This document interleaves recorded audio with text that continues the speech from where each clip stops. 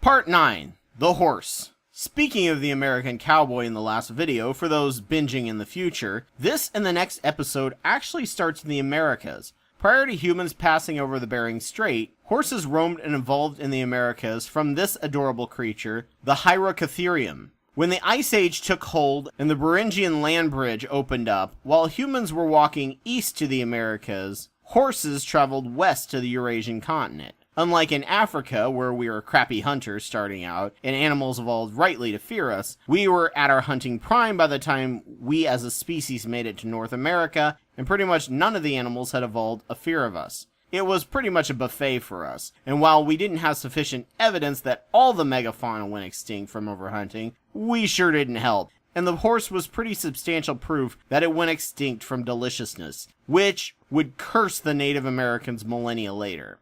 Without this trainable work animal, the native peoples were put at a serious technological and logistical disadvantage that forced them to move more slowly in certain tech fields than the Eurasians and North African countries. But wait, you may ask, why, if the natives, who had never seen a horse when it was reintroduced to America by the Spanish, saw its value and importance, why didn't their ancient ancestors? Were they just stupid? Well, no, the reason being is that the first horses domesticated were much weaker and much more wild. Domestication began around the Kazakh steppes, probably mimicking the process used to domesticate the other hoofed animals, and treated them as a herd animal, similar to sheep, goats, and cows, used for their milk, meat, hide, and hair. Over time, some of the more docile ones were found to be useful to pull sledges, similar to oxen, and then the wheel was invented, allowing them to pull carts, and better yet, chariots. At the time, no one would have dreamed of riding a horse, especially into battle. They were much too weak. But as a fast pulling beast, they were perfect.